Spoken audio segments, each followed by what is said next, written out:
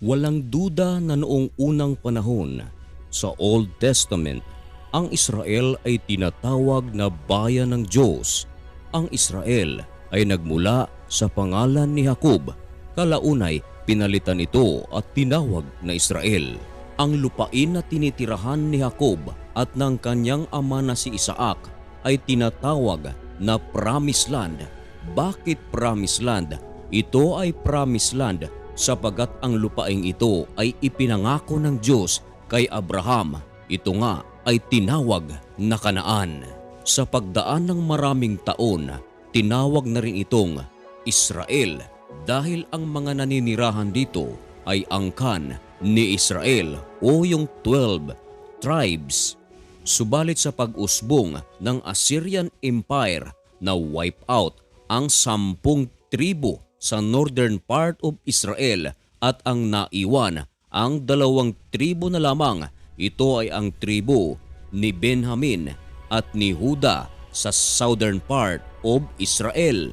Kay Juda nagsimula ang angkan ng mga Hudyo, kaya nga tinawag na Hudyo dahil sa Juda. Kaya nga tinawag na Judaism dahil ito ay mula kay Juda. Maging ang ating Panginoong Hesukristo ay tinawag na Lion of Judah sapagkat ang Panginoong Hesukristo ay nagmula sa angkan ni Juda. Ibig sabihin, hindi lahat ng naninirahan sa Israel ay Hudyo. Kahit na naninirahan ka sa Israel, subalit hindi ka naman lahi ni Juda, hindi ka Hudyo. Subalit ayon sa ibang rabbis, may mga pamamaraan upang tawagin kang Hudyo. Kung nais mong maging Hudyo, una, magiging kaanib ka sa kanilang relihiyon na tinatawag na Judaism. Pangalawa ay kailangan mong maging Israeli citizen. Subalit, kung angkan lang ang pag-uusapan, ang orihinal na mga Hudyo ay ang mga taong nagmula kay Juda. Sa panahon ng Panginoong Hesukristo, may mga Hudyo na tumanggap sa Panginoong Hesukristo, subalit karamihan ay hindi tinanggap ang Panginoon bilang Mesiya. Hindi nila tinanggap ang mga aral na itinuro ng Panginoong Hesukristo tungkol sa kaharian ng Diyos at sa magandang balita. At dumating pa nga sa punto mga kaibigan na ang Biblia mismo ang nagsabi na ang nagpapatay sa Panginoong Hesukristo at sa mga propeta ay ang mga Hudyo. Ito ay nakasulat sa unang Tesalonica chapter 2, 14 hanggang 15. Basahin natin. Sapagkat kayo, mga kapatid, ay nagsitulad sa mga iglesia ng Diyos na nasa Judea kay Kristo Jesus. Sapagkat nagsigpagbata naman kayo sa inyong sariling mga kababayan gaya naman nila sa mga Hudyo na nagsipatay sa Panginoong Hesus at gayon din sa mga propeta at kami ay kanilang pinalayas at di nangagbibigay lugod sa Diyos at laban sa lahat ng mga tao. Ayan, napakaliwanag sa talatang ito mga kaibigan na ang mga Hudyo nga ang nagpatay sa Panginoong Hesus at sa mga propeta. Maging si Pablo na apostol ni Panginoong Hesukristo ay kanilang pinalayas. Kaya nga ayon sa Panginoong Hesukristo mga kaibigan, ang kaharian ay tatanggalin sa kanila. Ibig sabihin mga kaibigan, hindi na espesyal ang mga Hudyo sa panahon ng Panginoong Hesukristo sapagkat nais na rin ng Panginoong Hesukristo na ipalaganap ang katuruan hindi lang sa mga Hudyo maging sa mga Hintil. Ito ay letra por letra na sinabi ng Panginoong Hesukristo na nakasulat sa Matthew chapter 21 verse 43. Ganito ang nakasulat. Kaya nga sinasabi ko sa inyo, aalisin sa inyo ang kaharian ng Diyos at ibibigay sa isang bansang nagkakabunga. Ayan, maliwanag mga kaibigan na ang Panginoong Hesukristo mismo ang nagsabi na kanyang aalisin ang kaharian ng Diyos sa kanila sapagkat ang mga Hudyo mga kaibigan ay hindi pinaniwalaan ang Panginoong Hesukristo, nagmatigas ang kanilang mga puso. Mapasa hanggang ngayon mga kaibigan ay wala pang nakakaalam kung kailan isasauli ang kaharian sapagkat noong tinanong ang Panginoong Hesukristo kung kailan isasauli ang kaharian sa kanila ay hindi nagbigay ang Panginoon ng petsa kung kailan ito mangyayari. Ayon sa aklat ng mga gawa, Kapitulo 1, versikulo 6 ay ganito ang nakasulat mga kaibigan. Tinanong nga siya nila nang sila'y nangagkakatipon na nangagsasabi, Panginoon, isasauli mo baga ang kaharian sa Israel sa panahong ito? At sinabi niya sa kanila, hindi ukol sa inyo ang pagkaalam ng mga panahon o ng mga bahagi ng panahon na itinakda ng Ama sa kanyang sariling kapamahalaan.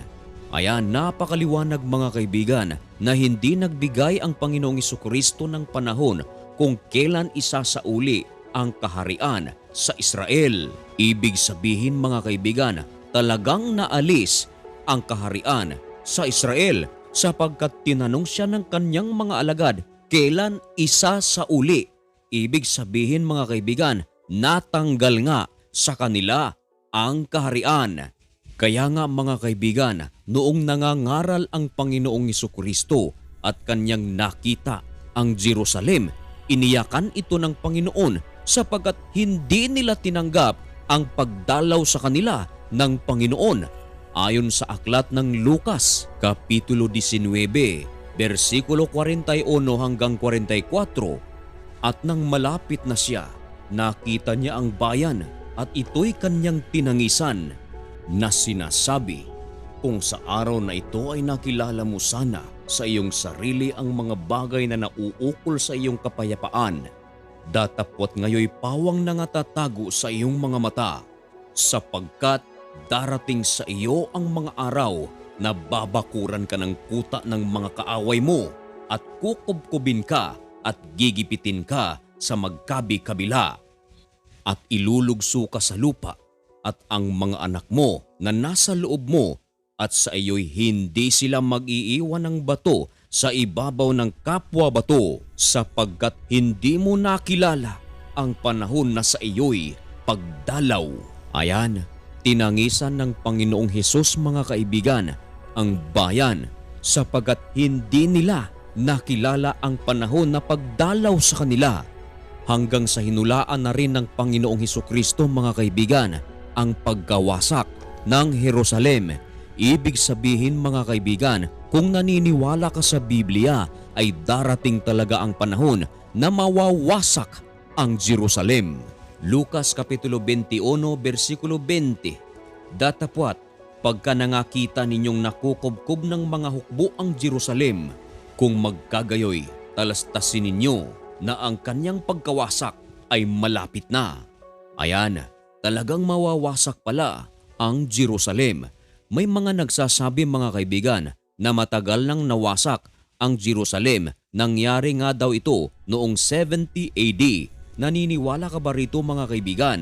O ito ba'y patungkol sa hinaharap gaya ng ating panahon ngayon o sa darating pang panahon?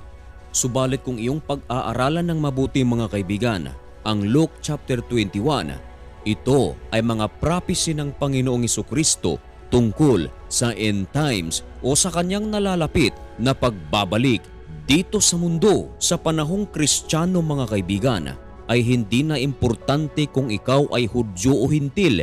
Hindi na importante kung ikaw ay tuli o hindi. Ang importante sa panahong Kristiyano kung ikaw ay mananampalataya sa Panginoong Hesukristo. Aanhin mo naman kung ikaw ay Hudyo, aanhin mo naman o ikaw o Hintil, subalit hindi ka naman nananampalataya sa Panginoong Hesukristo. Ayon nga sa Galacia, Kapitulo 3, versikulo 26 hanggang 29, walang Hudyo, walang Grisyano, sapagkat tayong lahat ay iisa. Pero kung Hudyo ka, nananampalataya ka sa Panginoong Hesukristo, Hintil ka, nananampalataya ka sa Panginoong Hesukristo, ay wala tayong pagkakaiba. Hindi porket Hudyo ka ay otomatik ka ng ligtas. Subalit meron talagang maliligtas sa angkan ni Israel. Ito ay binanggit mga kaibigan sa Aklat ng Pahayag, Kapitulo 7, magsisimula sa versikulo 4 hanggang 8. At narinig ko ang bilang ng mga natatakan na 146,000 4,000 na natatakan sa bawat angkan ng mga anak ni Israel. Sa angkan ni Juda ay 12,000 ang tinatakan. Sa angkan ni Ruben ay 12,000. Sa angkan ni Gad ay 12,000. Sa angkan ni Aser ay 12,000. Sa angkan ni Neptali ay 12,000. Sa angkan ni Manases ay 12,000. Sa angkan ni Simeon ay 12,000. Sa angkan ni Levi ay 12,000. Sa angkan ni Isakar ay 12,000. Sa angkan ni Sabulon ay 12,000. Sa angkan ni Jose ay 12,000. Sa angkan ni Benjamin ay 12,000 ang tinatakan. Total of 144,000. May mga sekta ngayon sa ating panahon mga kaibigan na inaangkin ang talatang ito. Ayon sa kanila, sila raw ito.